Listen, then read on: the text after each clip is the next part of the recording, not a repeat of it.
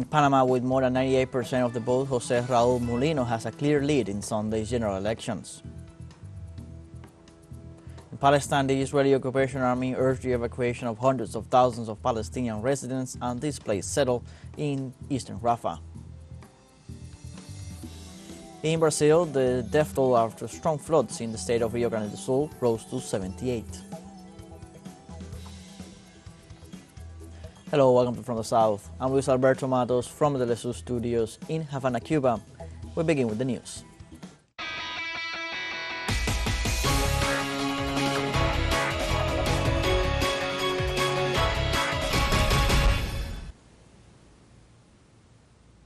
Panama candidate Jose Raul Mulino is the president-elect after leading in the May 5th elections.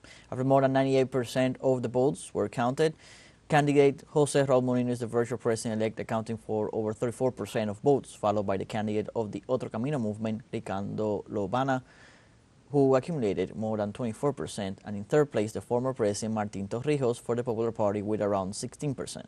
More than 3 million Panamanians exercised their right to vote in more than 3,000 voting centers, where they also elected 81 district mayors, 701 township representatives, 11 councilmen, 71 deputies to the National Assembly, and 20 to the Central American Parliament.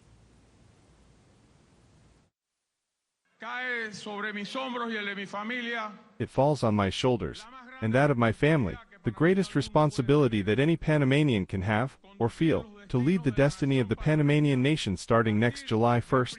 That is a gigantic task, in a situation where the most important thing of this political campaign was to identify myself with that feeling, and that clamor of the irreducible majorities of the country that trusted in our proposal because they had hopes of getting out of the hole in which the last 10 years have put them.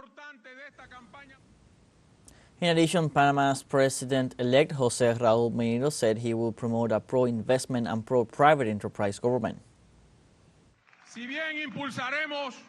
We will promote a pro-investment, pro-private enterprise government. We cannot forget those who are hungry, those who have a job, and those who need drinking water throughout the country every day. These are very big challenges, but we will face the challenges with decision and leadership, which is what this country lacks. Let's see more information about President-elect Jose Raul Mulino. Representatives of the parties realizando metas and alianzas. Mulino replaced former President Ricardo Martinelli in the next general elections due to his disqualification for a sentence of more than 10 years for the crime of money laundering.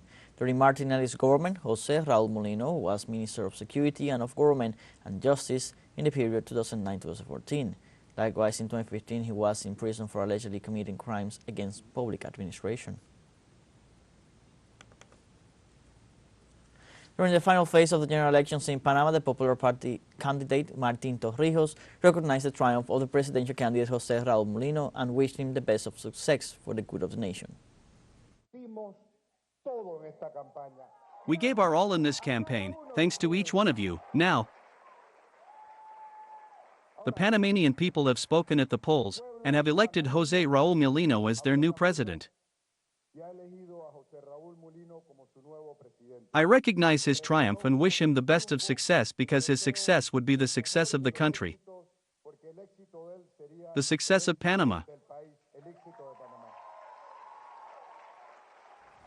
Congratulations. In the same way, candidate Gabriel Carrizo of the Democratic Revolutionary Party also accepted Mulino's victory. Everything seems to indicate that Mr. Jose Raul Mulino has won the elections. We will respectfully wait for the Electoral Tribunal to recognize him, or whoever the Electoral Tribunal recognizes.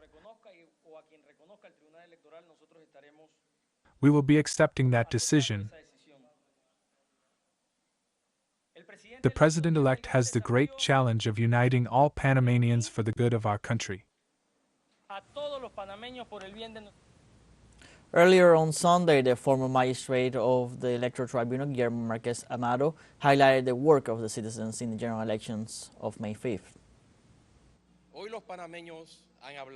Today, Panamanians have spoken and expressed themselves through the vote. It is a day to celebrate. We have been able to act with responsibility and democratic commitment. We have honored our history created by many Panamanians since 1903 when our Independence Act was signed.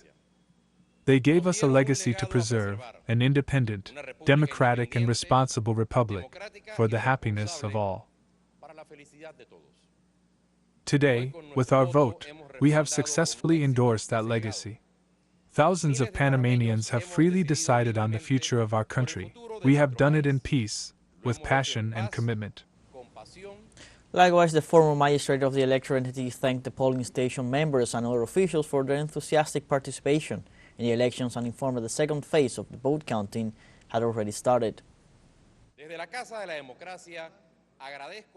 From the House of Democracy, I thank the enthusiastic participation of Panamanians who patiently and with dedication went to vote. My deepest gratitude for your commitment to these democratic elections. I thank the table members for their participation.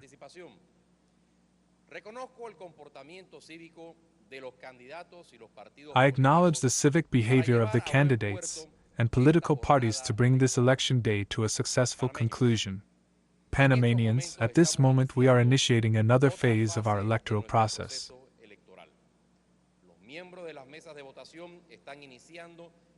The members of the voting tables are beginning the counting of the votes. The unofficial transmission program of electoral results known as TR will begin to work around 4:30 in the afternoon as the information is received. Let's take a short break, but remember you can join us on TikTok at teleSUR English, where you'll find news in different formats, news updates, and much more. Other stories coming up, stay with us.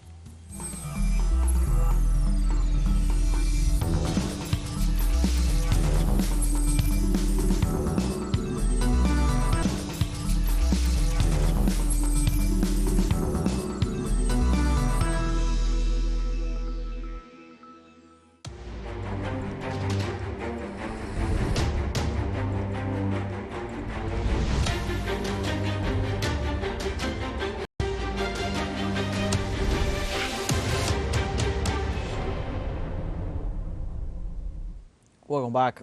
The Israeli occupation army urged the evacuation of hundreds of thousands of Palestinian residents and displaced people settled in eastern Rafah. The army issues a call order to the people of the district of Al-Salam, Al-Geneina, Tabet Zera, and Al-Byuk to immediately evacuate it and head to Al-Mawasi. The announcement comes after a night of heavy shelling on multiple homes in Rafah in the southern Gaza Strip. Palestinian officials say that so far all evacuation zones designated by the Israeli army have come under constant attack, whether in western Khan Yunis or Rafah, where 1.5 million people are sheltering. The calls to evacuate it come in the wake of failed negotiations in Cairo and Israeli Prime Minister Benjamin Netanyahu's insistence on extending the ground invasion into Rafah city.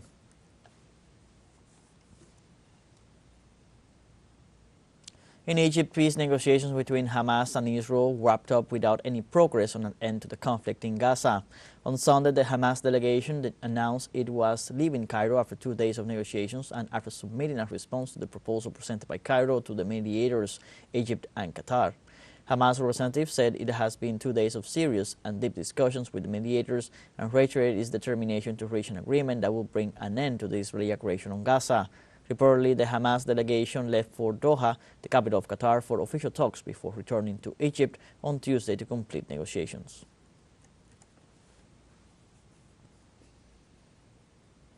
The Israeli government stated that it is willing to agree to a temporary ceasefire, but that it will not stop its offensive in the Gaza Strip. Israeli Prime Minister Benjamin Netanyahu said Israel will not accept Hamas proposals and will continue with its aggression until it achieves all its objectives. Israeli forces also plan to enter the city of Rafah regardless of the outcome of the hostage negotiations under the pretext of destroying Hamas battalions.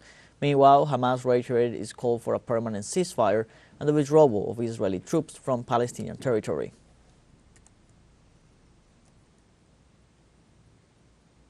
Palestinian citizens begin to return to their homes in the southwestern Gaza Strip town of Han Yunis following the withdrawal of Israeli troops. Despite the destruction caused by Israel, Palestinian citizens gradually regained control of Han Yunis. Some of them still have to live in tents in front of the remains of their former homes. However, they started to work on identifying the damage caused to the structures to try to restore them. In addition, they reactivated markets and school activities in this southern Gaza town in the hope of resuming their lives. Experts say that the Palestinian resistance movement, Hamas, gradually regained control of the Gaza Strip after Israel concentrated its military forces on surrounding and attacking the southern Gaza town of Rafah.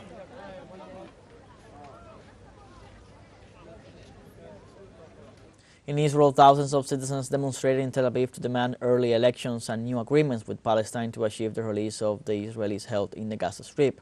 Activists and relatives of those held by the Hamas group in Gaza protested against Benjamin Netanyahu's government and demanded his resignation. Police blocked streets to contain the demonstration, as well as nearby highway exits to prevent protesters from blocking traffic. The protest was organized by Generation of Change, a movement founded after the Palestinian uprising last October 7th.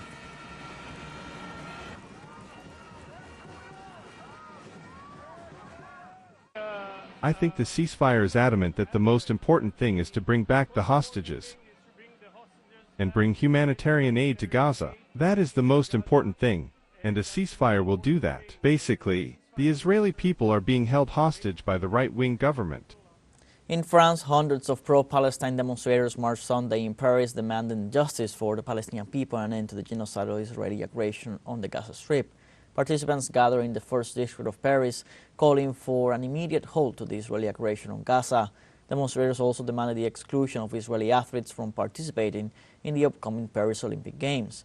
On Saturday, many cities and capitals worldwide, including Berlin, London, Dublin, and Ottawa, saw massive protests in support of the Palestinian people, urging an immediate ceasefire in Gaza and the delivery of humanitarian aid.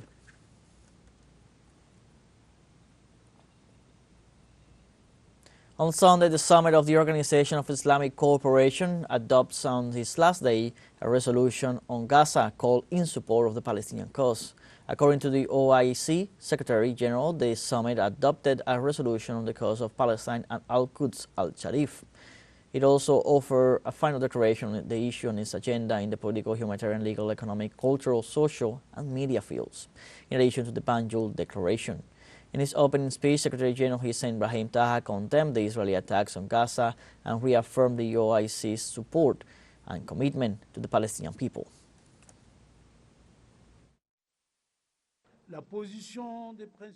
The principled position of the Islamic Cooperation Organization is to support the Palestinian people and their fair cause. It calls for the immediate halt of the Israeli aggression against the Gaza Strip, to facilitate adequate and sustained access of aid to Gaza, and to continue the Islamic mobilization in support of the right of Palestine to apply for full membership in the United Nations and the establishment of the State of Palestine, with Al-Quds Sharif as its capital. At the summit, the President of Gambia delivered a clear message about how his country has been very consistent regarding the Palestinian cause and has done its utmost to mobilize the organization with one voice to make Palestine free. I think our message is very, very clear. We have always been very, very consistent when it comes to the Palestinian issue. If you have been following the Gambia since I came to power, there is no statement that we have delivered at the UNGA without mentioning Palestinian. So we have been following Palestinians keenly, and we support them, and we will do everything possible to mobilize the organization so that we will speak with one voice to make sure Palestine is free. Not even ceasefire, but a permanent ceasefire, and at the same time we deliver the project of the Palestinian people to their independence. That's what we are working. We have a final short break coming up, but before we invite you to join our WhatsApp community for our English-speaking audience. You can scan the QR code on screen to join directly and share the link to reach more people. Constant news coverage of Latin America and the Caribbean as well as the rest of the world. Stay connected and informed with teleSUR. Final short break, don't go away.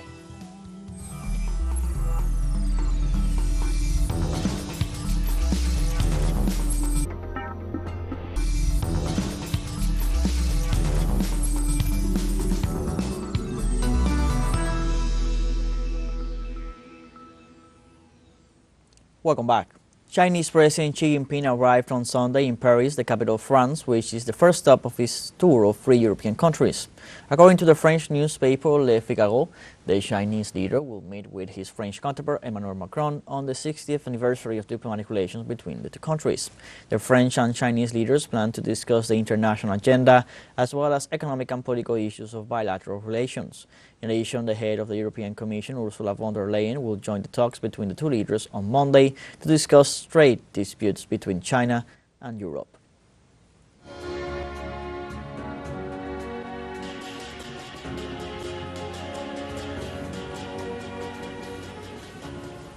The Russian Interior Ministry has issued a search warrant for Ukrainian President Vladimir Zelensky. The order against the Ukrainian president is based on an article of the Russian Criminal Code, which is not specified. Also, another search warrant was issued against former Ukrainian President Pyotr Poroshenko. The Russian Interior Ministry included in the list of wanted persons the commander of the ground forces of the Ukrainian Armed Forces, Alexander Pavlyuk. Also on the list appear former acting Minister of Defense and current Rector of the National Defense University of Ukraine, Mikhail Koval.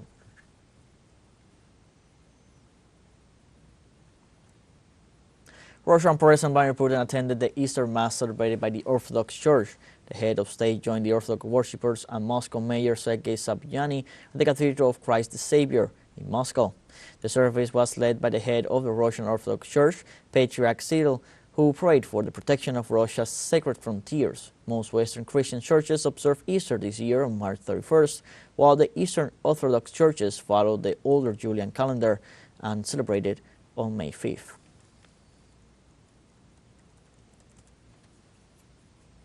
Health authorities in Italy report an increase of 618 confirmed cases of COVID-19 and 9 deaths as from April 2024.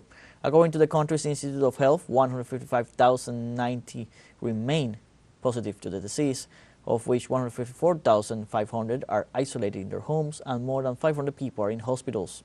The institute also indicated that during the same period, 76,553 COVID tests were carried out with a positivity rate of 0.8%. In 2020, more than 190,000 COVID-related deaths were reported in Italy.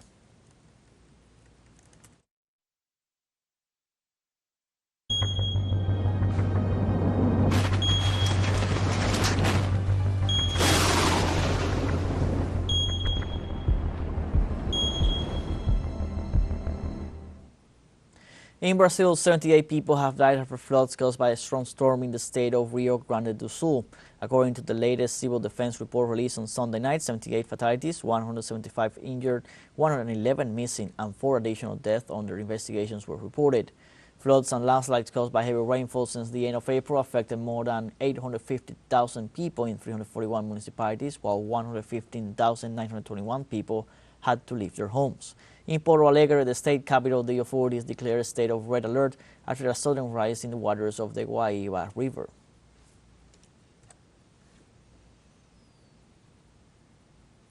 In this context, President Lula Silva assured the federal government has intensified actions to assist those affected by the rains and reconstruction in Rio Grande do Sul after the rainfall that affected the state. Earlier, the president flew over the affected areas accompanied by a delegation of ministers to define resources and extraordinary measures to recover the state after the natural disaster. The president also pointed out that immediate humanitarian aid will be distributed to all those affected.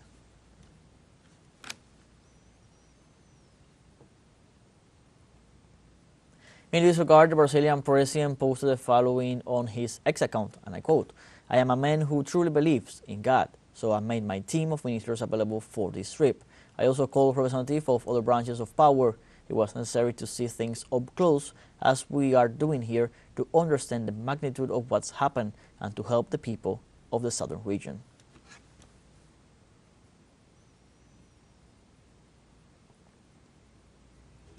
We have come to the end of this news brief. You can find these and many other stories on our website at telesurenglish.net. Also join us on social media, Facebook, X, Instagram, Telegram, and TikTok. For TeleSUR English, I'm Luis Alberto Matos. Thank you for watching.